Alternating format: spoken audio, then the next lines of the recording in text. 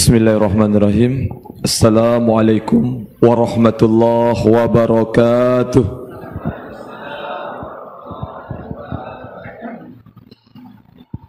Alhamdulillahi wa kafa wassalatu wassalamu ala nabiyil mustafa amma ba'.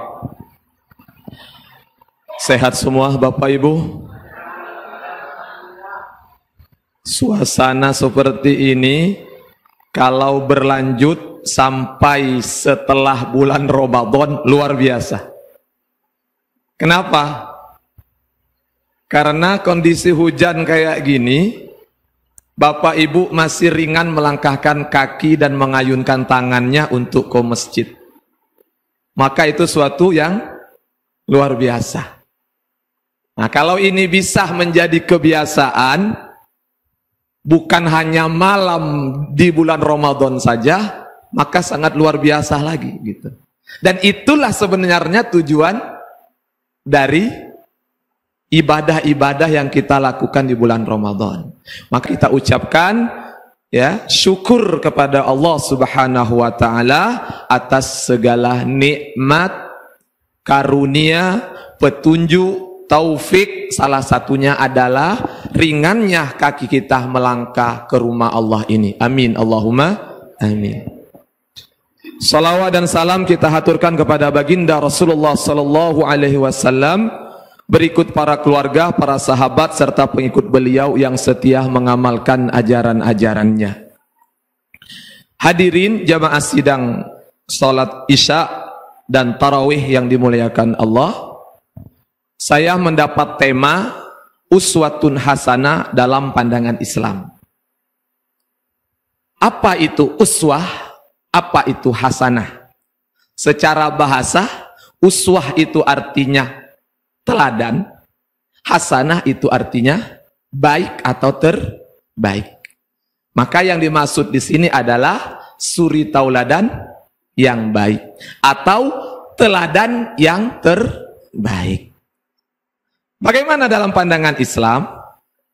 Dan siapa yang semestinya menjadi tauladan kita, yang menjadi panutan kita? Nah, itu mungkin pertanyaannya. Maka yang pertama saya kutip surat Al-Ahzab ayat 21. Sudah Allah patenkan siapa yang seharusnya kita jadikan suri tauladan dalam kehidupan kita, bahkan dari segala aspek kehidupan, bukan hanya sekedar ibadah kita saja. Rasulullah Shallallahu Alaihi Wasallam tentunya yang telah Allah jadikan, Allah utus sebagai nabi dan rasul dan dipatenkan untuk menjadi suri tauladan. Allah sebutkan di dalam surat Al-Ahzab ayat 21, ba'da an a'udzu billahi minasyaitonir rajim, laqad kana lakum fi rasulillahi uswatun hasanah. Sungguh telah ada pada Rasulullah sallallahu alaihi wasallam, yaitu Muhammad, suri tauladan yang baik. Bagi siapa? Ada lanjutan ayatnya. Liman kana yarjullah wal yaumal akhir wa dzakarallaha katsira. Jadi yang menjadikan Rasulullah sallallahu alaihi wasallam sebagai suri tauladan, yang pertama orang yang mengharapkan berjumpa dengan Allah. Yang kedua, wal yaumal akhir, orang yang mengharapkan adanya hari akhir. Artinya orang beriman dengan hari akhir. Lah Ustadz, emangnya ada orang nggak percaya dengan hari akhir? Banyak. Banyak. Ya. Orang nggak percaya dengan adanya kehidupan akhirat, banyak. Ya.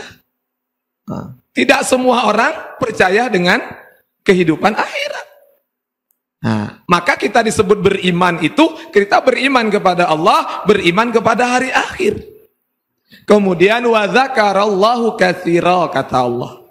Yang ketiga, orang harus menjadikan Rasulullah sebagai suri tauladan yang baik, dia yang banyak mengingat Allah, banyak menyebut Allah. Nah, jadi kalau orang yang lupa dengan Allah, tidak mungkin dia bisa menjadikan Rasulullah sebagai suri tauladan. Kalau dia lalai, nggak pernah nyebut Allah, mana mungkin dia akan ingat menjadikan Rasulullah sebagai contoh. Seperti itu. Nah, jadi jelas Bapak Ibu yang dimuliakan Allah Subhanahu wa taala, suri tauladan yang baik dalam kehidupan kita, yang pertama sang idola kita adalah Rasulullah sallallahu alaihi wasallam. Baru setelah itu adalah manusia-manusia yang lain, sekiranya dia tidak bertentangan dengan Rasulullah. Ya, mungkin para alim ulama, salafus soleh, para guru, para orang tua kita atau siapa yang bisa kita jadikan panutan dalam kehidupan kita selagi dia sesuai dengan apa yang dicontohi oleh Rasulullah sallallahu alaihi wasallam. Seperti yang saya sampaikan, tidak hanya dalam segi ibadah, tapi segala aspek kehidupan. Ya. Bagaimana kehidupan berumah tangganya Rasulullah, kehidupan dengan tetangganya Rasulullah, cara berpakaiannya Rasulullah, cara makan tidurnya Rasulullah, dan lain sebagainya. Bahkan bagaimana tentang politik militer ya dalam kehidupan Rasulullah.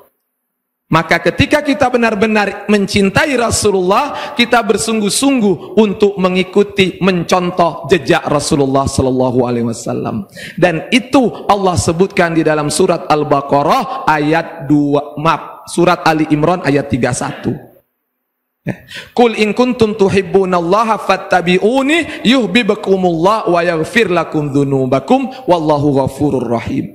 Kata Allah, katakan kepada mereka wahai Muhammad, in kuntum tuhibbunallah, jikalau kalian benar-benar mencintai Allah, nih perintah Allah suruh menyampaikan kepada umat manusia ini melalui lisan Rasulullah, fattabi'uni, ikutilah aku, ikuti Rasulullah. Jadi kalau kita mencintai Allah, sebagai bentuk bukti cinta kita itu kepada Allah, kita ikuti ajaran Rasulullah. Ketika kita mengikuti, kata Allah, fattabi'uni yuhibbukumullah, maka akan berbalas cinta kita kepada Allah, Allah akan mencintai kita, bahkan Allah akan mengampuni dosa-dosa kita. Seperti itu. Tapi catatan syaratnya adalah cintai, ikuti Rasulullah. Bapak Ibu yang dimuliakan Allah Subhanahu wa taala. Terakhir, sebagai bentuk cinta kita kepada Rasulullah, sebagai bentuk kita menjadikan Rasulullah sebagai suri tauladan yang terbaik dalam kehidupan kita, kebiasaan Rasulullah di 10 malam terakhir, bahkan menjelang di tahun wafatnya 20 malam terakhir di bulan Ramadan, Rasulullah iktikaf di masjid. Apa itu iktikaf? Iktikaf itu adalah luzumus syai'. Kita ya taqarrub kepada Allah Subhanahu wa taala, menetap di masjid dengan niat untuk mendekatkan diri kepada Allah. Bisa dengan salat, bisa dengan zikir, bisa dengan baca Al-Quran, bisa dengan doa dan amalan lainnya. Terutama di waktu malam. Apalagi di malam terakhir bulan Ramadan ini, ada satu malam yang lebih baik daripada 1000 bulan. Kita sering mendengar malam Lailatul Qadar, malam Lailatul Qadar. Tetapi kita dikasih kesempatan oleh Allah, kita nggak mau ngambil itu malam Lailatul Qadar. Itu kerugian kita. Nah, maka ada satu amalan sunnah. Kalau benar kita cinta Rasulullah, hukumnya memang sunnah, nggak wajib. Kalaupun tidak, bapak ibu ya nggak berdosa. Tetapi ya rugi gitu. Cuman ada sekali dalam setahun. Nah, saya nggak tahu di musola ini ada nggak yang iktikaf. Mudah-mudahan ada. Kalau kami di Al Barokah. Nah, kalaupun memang tidak sempat iktikaf, ya hidupkanlah malam-malamnya dengan ibadah. Tapi lebih bagusnya kalau itu di masjid. Apalagi yang bapak-bapak, ya, di masjid. Nah, hiduplah malam-malamnya. Karena Rasulullah dalam hadis disebutkan kalau sudah 10 malam terakhir mengencangkan ikat pinggangnya. Itu sebagai kata kiasan, artinya Rasulullah SAW bersungguh-sungguh dalam ibadah menjemput Lailatul Qadar.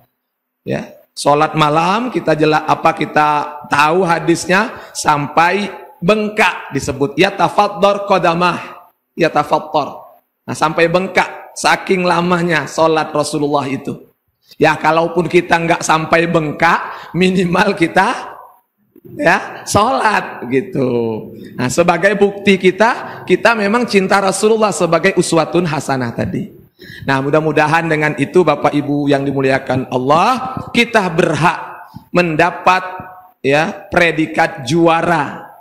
Karena kita sadar dari awal hingga akhir Ramadan ini ya berbeda peserta sholat kita, ya enggak?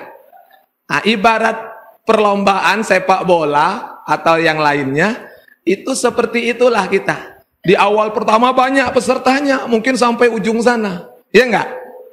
Nah, minggu kedua berkurang, minggu ketiga berkurang. Nah, sangat disayangkan minggu terakhir ya berkurang lagi. Ya begitulah, penyisihan, semifinal, final, kemudian muncullah sang juara. Nah, kalau kita ingin menjadi juara, mudah-mudahan kita istiqomah sampai Ramadan selesai.